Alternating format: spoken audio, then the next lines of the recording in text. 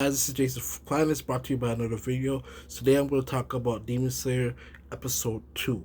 So basically what happened at the end of episode 1, Ginyu, which I forgot to mention his name, told him he had a master, one of the Demon Slayer masters that he's supposed to get trained from.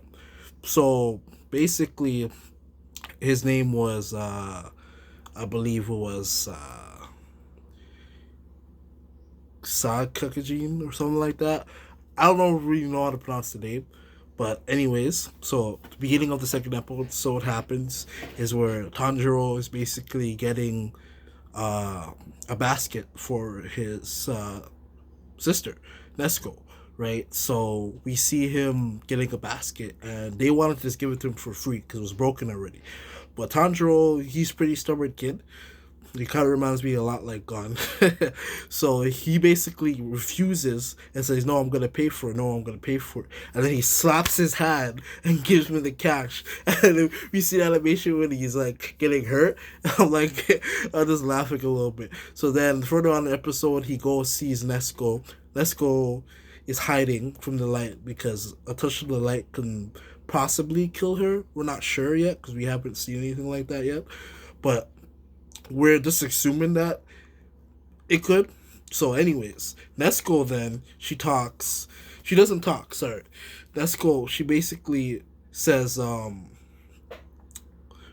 sorry. Tanjiro basically says, "Oh, you're like a mole right now," and then she's like frowning and stuff like that.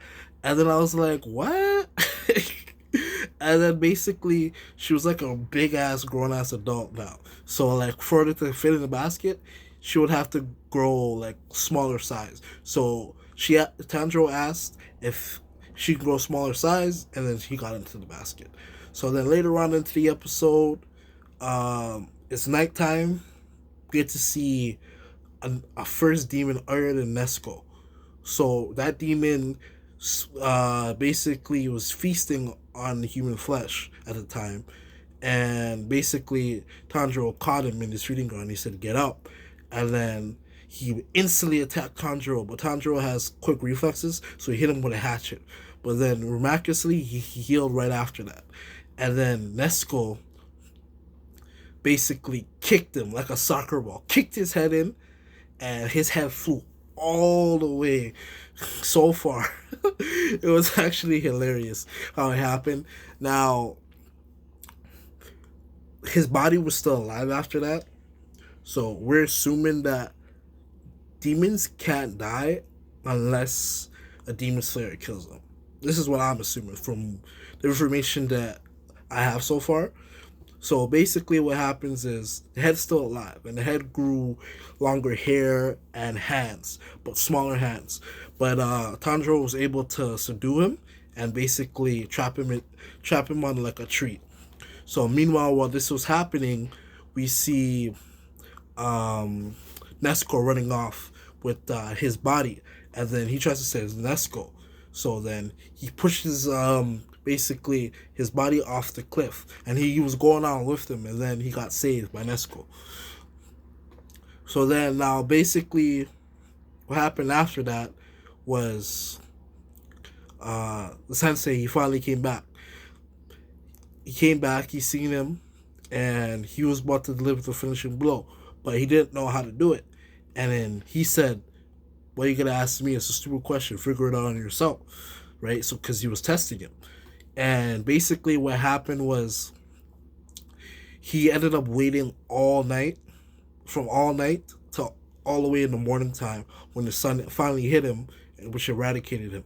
And basically, he was saying that the sensei was saying basically he's not good.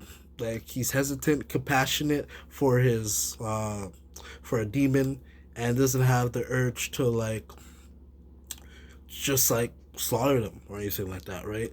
And I kind of really understand what you're saying because when you're a demon slayer, you have to have an urge, you have to have a purpose to want to slay demons. You can't show any sympathy because if you show any sympathy, that will lead you to your downfall. So I totally understand what you're saying by that.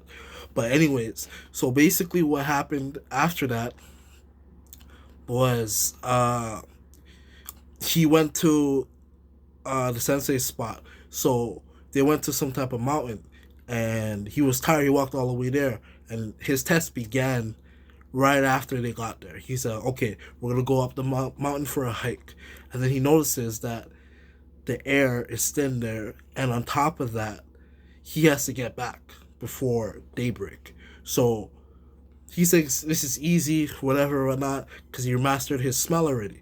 So basically, he ends up finding traps, and these traps are setting him back.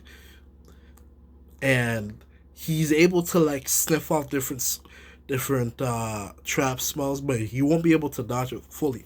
So eventually, we see at the end of the episode, he makes it back, and that's basically what happens.